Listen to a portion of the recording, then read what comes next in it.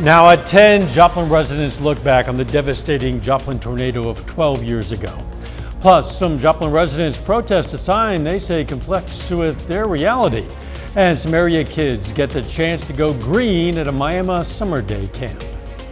The 4 states' most watched news starts now. Today marks exactly 12 years since the devastating EF5 tornado hit the city of Joplin. This is KOAM News at 10. I'm Dow Quick. KOAM's Yana Hautala talked with residents around Mercy Park about their experiences and has more. 12 years ago, on May 22nd, the city of Joplin got hit by a tornado. Today, we are here at the Mercy Park, one of the locations that got hit, to discuss with residents about their experiences with the tornado. We couldn't see it, but I could hear something. Finally, we started hearing it. So then we went and got in the closet. Things were breaking, shifting, everything was crazy. The kid that was in the closet was screaming. My girlfriend was holding the door shut because it was sucking, the air was sucking. Nick Corey says at first it was a normal day at St. John's Park, with clouds looking like they were turned upside down, but it changed quickly. I would say the most traumatic events was not being in it for us as much as after that. Trying to get to my house to get my loved ones, the trauma that I saw, how the houses were torn apart. It looked like a bomb went off. Jackie Overstreet's son was graduating that day from the Joplin High School at Missouri Southern State University. They avoided the tornado by staying inside a restaurant, but after the tornado, they realized the high school was gone. I was one of the parents in charge of project graduation, and we had parents calling, asking if we were still having project graduation, and then I realized the school was gone, and there would be no celebration that night for our graduates. Corey wants to give back to individuals coming to honor ones who were lost, with a material that survived the tornado on his yard. We bent, but we didn't break, the people of Joplin. And so the bamboo sways and bends, and it survived the tornado with me. So to me, it's you bend, but you don't break. So in the God's eye representing, God was watching out for us that day. In Joplin, Yana Hautala, KOAM News. Some residents tell us before the tornado they might not have taken the siren seriously, but now they certainly do. Anything threatening like that on the immediate horizon, Doug Heddy. No, of course not. And we also had the EF3 tornado on this date back in 2019, which struck Carl Junction tornado. Looks pretty good for us right now. No severe weather. 78 was our high, normal high 79. So right about where we should be. We look fine outside. A few mid and upper level clouds kind of streaming through. We have been tracking some severe thunderstorms back to our south and to our west. Those are mainly going to stay out across central Oklahoma.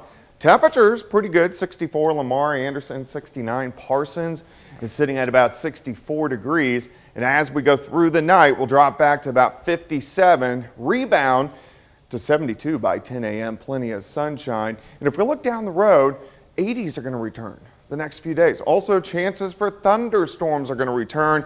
We're also going to look at your holiday weekend, all coming up here in a bit. All right, catch you in a few. Some Joplin residents are protesting a sign that they say conflicts with their reality. 2 signs were posted at the intersection of East Zora Street and St. Louis Avenue in Joplin, saying there are only 2 genders and take back the rainbow. Makina Pulsiver organized a protest near the sign to combat what she calls bigotry. The sign owner, Sid Davis, says everyone has a right to their opinion. He believes he's not hurting anyone by spreading his truth, and he's not planning to change.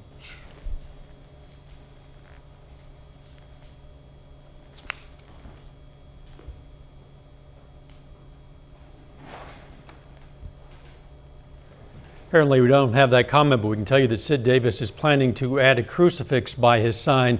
Makina Pulsiver is planning on putting her own sign up saying, "We love you and accept you for who you are." The Garden of Memories Cemetery in Pittsburgh discovered several bronze vases were stolen from headstones over the weekend. This isn't the first time vases have been stolen, as officials say vases were stolen last year on the 4th of July weekend and in October. Not only does this affect the cemetery, but the cost to replace those vases, it's about $300 a piece, and it's up to the families to replace them. When one family member came to put flowers on a gravestone today, she noticed her vase was missing. I hope they can look themselves in the mirror every day and feel like they're good people when they're really not. I just feel bad for my grandpa Frankie, and I got to figure out my finances to be able to buy. The cemetery owner says sometimes she discounts the vases to $260 to accommodate the families. A total of 200 vases were stolen. Some Southeast Kansas firefighters today got some special training. Regional Rescue Team Task Force 4, which features firefighters from Pittsburgh, Parsons, Chanute, and Hyola, trained on working in confined spaces. It's part of a monthly training regimen to get them ready for any situation. Task Force 4, we respond to tornado strikes, building collapses. Grain engulfments is a big one in our area. And then even on the national level, we have sent people to Texas for flooding. We've sent people to Florida and North Carolina for hurricanes. Says timing is also important in training so the crews can be on the same page when they arrive. Sports Director Jacob Leonard joins us now with a first look at sports. Well, tonight a big night for high school baseball in Southwest Missouri. We got a pitchers duel between Webb City and McDonald County for the Class 5 District 7 title and a spot in the state quarterfinals. Plus, we're going to talk a little bit of softball. The Columbus Titans, they're headed to the state tournament for the first time since 1999. We'll hear from the team, as well as an update from a pair of Missouri high school softball teams competing at state. Coming up in sports in just a few minutes, Dow. All right, see you in a few, Jacob. Thanks. The Neosho Arts Council and Crowder College are celebrating the restoration of the Rocketdyne mural. The mural, painted in 1963 by Lawrence Sanchez, is located inside the cafeteria of the Rocketdyne facility in Neosho. Rocketdyne is a manufacturer of rocket engines for NASA, playing a crucial role in various space programs, including Mercury, Gemini, and Apollo. The thing that I think is really unique about the mural being here at Crowder College, it shows students who come in. This is our science building where it's housed. And so students who are looking at engineering, and we have some who are looking at aeronautical engineering, they can see what they can do from Crowder College. Rocketdyne was responsible for developing the engines used in the Saturn V rocket, which propelled Apollo astronauts to the moon. The mural is painted on panels and measures 6 feet by 33 feet. Some kids in Miami had the chance to get more in touch with the environment. The local Environmental Action Demanded, or LEAD agency, today hosted a summer day camp for children and youth grades 1 through 12. It introduces young people to environmental issues through hands-on activities. Activities included some arts and outdoor exploration. The importance of it, the real importance of it for everyone, because this is our home and we need to take care of it. We need to take better care of it. So that's what we're really encouraging and trying to nurture our young people along the way. The camp continues tomorrow for grades K through 5. It's going to continue again from the 24th through the 26th for 6th through 12th graders. Parents and children got together today at the Boys and Girls Club of Ottawa County, Oklahoma to see what the organization's summer programming has to offer. Throughout the summer, the Boys and Girls Club will host kids on a variety of trips. The summer program also connects local youth with mentors. Previous trips included visits to local zoos, skating rinks, and trampoline parks. Coming up, President Biden meets with House Speaker Kevin McCarthy to continue talks on raising the debt ceiling. Plus, Ukrainian President Volodymyr Zelensky gets a massive upgrade to the country's air fleet thanks to backing from the U.S. The debt ceiling has been raised by Congress dozens of times in the past 70 years so the U.S. can pay its bills. But over the past decade, it's more often become part of last-minute negotiations that have left the global economy sometimes teetering on the brink of disaster. Reporter Nicole Skenga has details on this latest back and forth between Democrats and Republicans. President Biden met with Republican House Speaker Kevin McCarthy at the White House on Monday, the two sides negotiating over the debt ceiling. We both talked about the need for a bipartisan agreement. We have to be in a position where we can sell it to our constituencies. Republicans are demanding deep spending cuts in exchange for raising the debt ceiling. Sources tell CBS News the White House has offered to keep spending flat from this year to next. Republicans, they say, want to increase defense spending while cutting everything else by up to 22%. I think at the end of the day, we can find common ground, make our economy stronger. Treasury Secretary Janet Yellen told Congress it's highly likely the U.S. will default on its debt as early as June 1st if no agreement is reached. I'm angry about it. Marilyn Ayers is one of 66 million people who could see their Social Security checks delayed. They are trying to play games with holding the people hostage that need help. Financial experts are warning of devastating consequences to the global economy. We're playing Russian roulette with the United States credit, where we're, just allowing congressmen and senators and these politicians to wreak havoc. Some economists believe more than 1 million jobs could be lost in just the first week. Nicole Skanga, CBS News, the White House. Other immediate consequences include funding cuts to food stamps and Medicaid, and paychecks to active duty military could be held up. Senator Tim Scott is entering the 2024 Republican presidential race. The South Carolina Republican announced his bid today in his hometown of North Charleston. Scott plans to then head to Iowa, New Hampshire, and South Carolina before returning to the Hawkeye State next week for an event with Senator Joni Ernst. 57-year-old's political career began in 1995 when he won a seat on the Charleston City Council, a position he kept for nearly 15 years. Ukrainian President Volodymyr Zelensky has received promises of support from Ukraine's allies in Japan. It includes a $375 million security assistance package from the U.S. But his biggest win during the trip has been to get President Biden's backing for F-16 fighter jets and pilot training for Ukraine. The president's comments came days after Britain and the Netherlands said they were building an international coalition to help Ukraine procure F-16s as it seeks to improve its defenses against Russian air attacks. The F-16s would be an upgrade to the largely Soviet-era aircraft currently in Ukraine's fleet. A little bit later, it's championship night for the Webb City Cardinals and McDonald County Mustangs. Highlights as they battle it out for the district's title. Plus, temperatures warming up a little bit over the next few days. We're going to check that out coming up.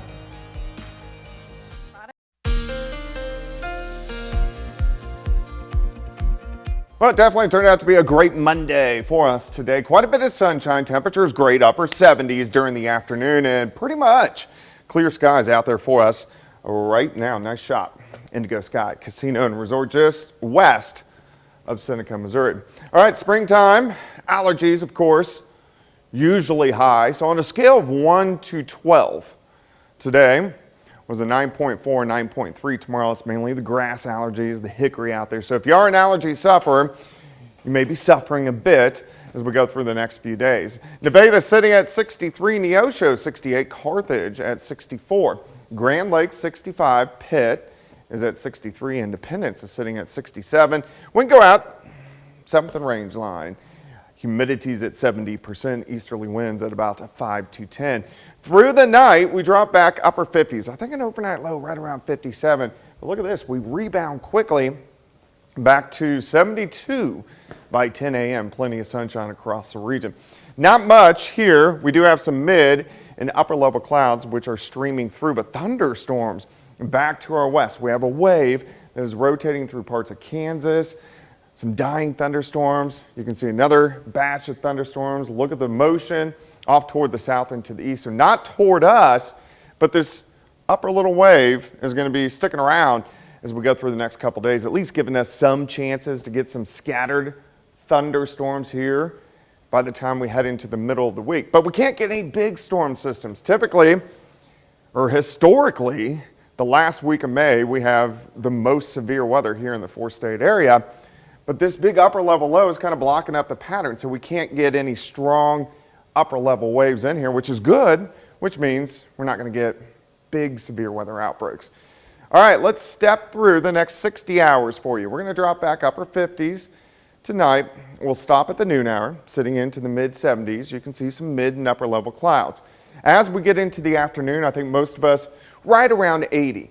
But on the Missouri side, you can see a couple little spotty showers. I would say 90% of us end up staying dry tomorrow. Anything that does pop up once we lose the heating of the day is gone tomorrow night. As we go into Wednesday, a little bit more scattered. So scattered pop-up afternoon thunderstorms. And the ones that do pop up, they could be strong. And then we'll see these kind of lasting Wednesday afternoon. Then once we lose the heating of the day once again, then pretty much gone Wednesday night into Thursday. But a little bit warmer for us as we go into Tuesday and Wednesday. 58, 7 a.m., 76 by noon, high temp, right around 80 during the afternoon. Let's go 81 on Wednesday, 80 Thursday, 78 on Friday. We cool back down just a bit late in the week. Chances for pop-up thunderstorms each and every day. But as we head into the weekend, looking pretty good.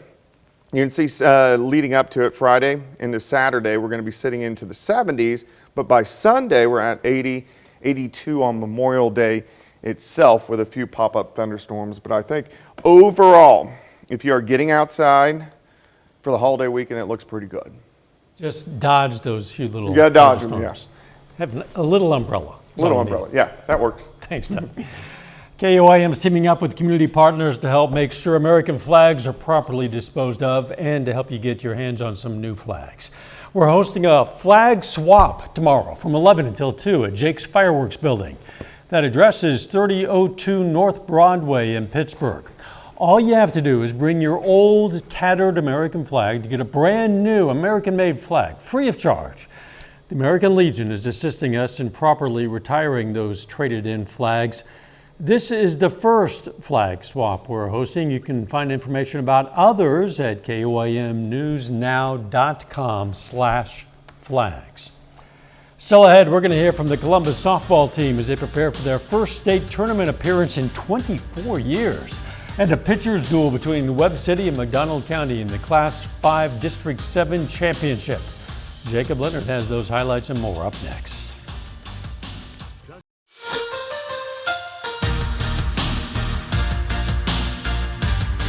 Well, tonight is championship night for the Class 5 District 7 baseball tournament in Southwest Missouri. The Webb City Cardinals meet the McDonald County Mustangs tonight in Neosho for the district title. Now, these are the top two seeds in the bracket. The Mustangs are the top seed. Cardinals are the 2 seed. Both pitchers great early. West and Gordon strike out in the top of the first for McDonald County. Bottom of the second, Taylor Darnell on the mound for Webb City ends the inning with a punch out of his own. Game is scoreless. Now still scoreless in the fourth. Mustangs runner on third with 1 out.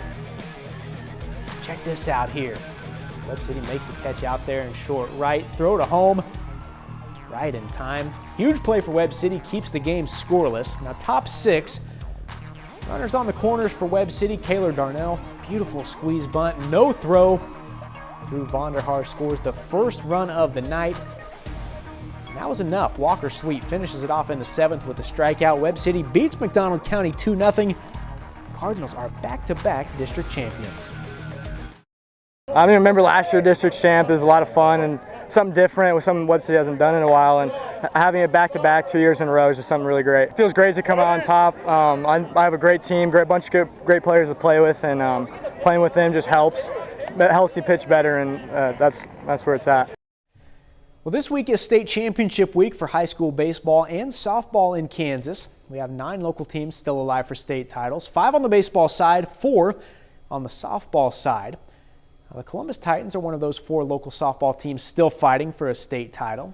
They're in the Class 3A state bracket for the first time since 1999.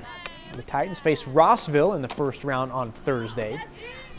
Now, Columbus got here by beating defending state champion Frontenac for a regional title last Wednesday in an extra innings thriller. Now, here's the team on what makes this group the one to get over the hump and back to state for the first time in 24 years. Each year there's different reasons why each group is special.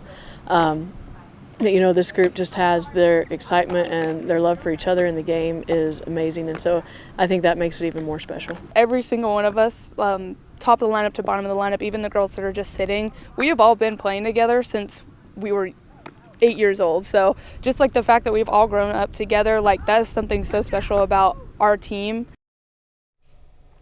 We have a pair of local softball teams in Missouri competing in state semifinal games today. In Class 2, Mount Vernon hits the field against Fairgrove.